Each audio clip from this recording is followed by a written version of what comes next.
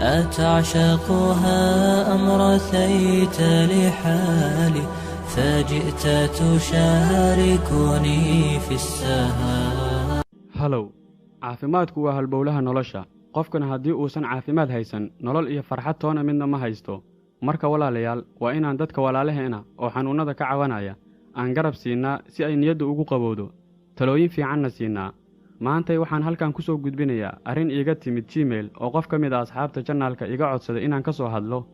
arrintan ayaa waxay tahay xagga qoyska lamaanaha dhibaatooyinka soo dhex kala gala. mid ka mid ah sidaad ku soo aragteen ciwaanka dulucdeenna waa cunooyinka kordhiya dareenka raganimada. ma isticmaalayno ereyga kale ee loo yaqaan dareenka, waxaan isticmaalaynaa oo keliya ereyga ah dareen. cunooyinka kordhiya dareenka ninka ragga ah si aan u ilaalinno sharafteenna. channelkan maahan mid lagu soo gudbiyo waxyaalo dhaqan xumo ah oo Ilaahay raalli ka ahayn. su'aasha ayaa ahayd sidaan: walaal, waxaan ahay wiil dhalinyaro ah, waxaan leeyahay xaas, waxaana dareemayaa xanuun ah xagga dareenka oo igu yar.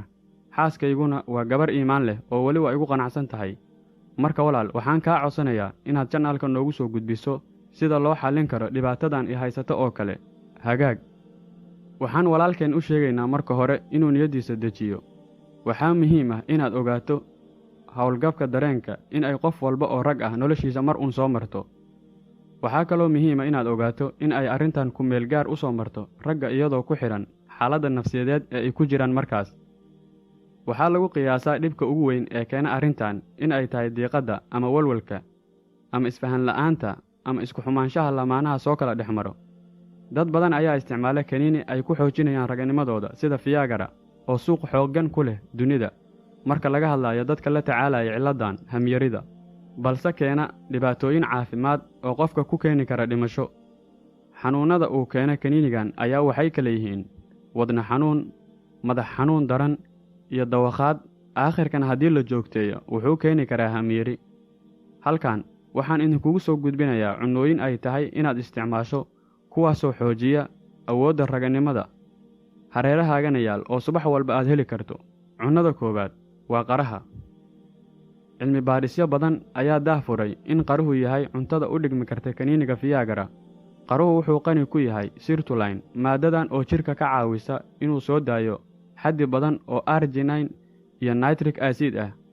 nitric acid waxaa la xaqiijiyey inay qayb weyn ka qaadato inay kiciso dareenka ninka, xoojisana qulqulka dhiigga ee aada xubinta taranka ee ninka. lowsku wuxuu caan ku yahay inuu xoojiyo dareenka rabitaanka ee ninka, wuxuuna qani ku yahay dufanka omega 3 iyo vitamin B3 kuwaasoo qayb weyn ka qaada inay sameeyaan shahwo tayo leh. wuxuuna sidoo kale kordhiyaa qulqulka dhiigga ee aada xubinta taranka ee ragga, isla markaana ka dhiga mid aan la loodi karin. ukuntu waxay ka mid tahay cunooyinka kaalmaha hore kaga jira doorka ciyaarista xoojinta hamiga ninka, kana dhiga ninka mid ku gacan sarreeya kulamada xasaasiga ah. waxayna qani ku tahay vitamin D, B5 iyo B6 oo door weyn ka qaata xoojinta hamiga raganimada. koostadu waa cunooyinka ugu caafimaadka badan dunida. koostadu waa cagaar la karsado oo la cuno. waxaa afka Ingiriiska lagu yidhaahdaa spinach. waxaa la rumaysan yahay in asalkeeda uu ka yimid dalka Iiraan, laakiin meelo badan ayay dunida hadda gaartay oo laga wada isticmaalaa.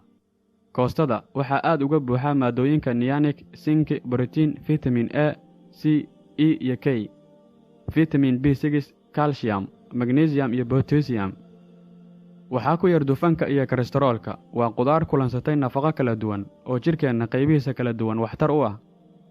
joogtaynta koostada waxay qayb weyn ka qaadataa in hamigaaga uu saa'id noqdo, maadaama koostadu qani ku tahay nafaqo dhammaystiran, waxaana lagu tilmaamaa inay u dhiganto kaniiniga Viagra oo kale.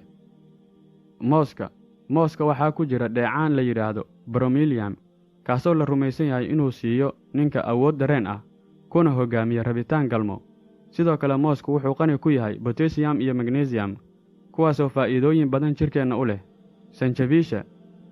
sanjabiishu waa geed alla ku manaystay faa'iidooyin caafimaad, balse aynan ka warhaynin.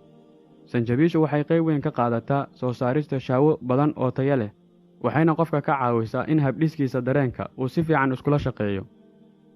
talo guud: qof walba waa inuu ku dadaalaa waxyaabahan soo socda si uu u helo caafimaad wanaagsan. marka koowaad, ku dadaal inaad cunto cunno caafimaad leh oo aan la soo warshadayn.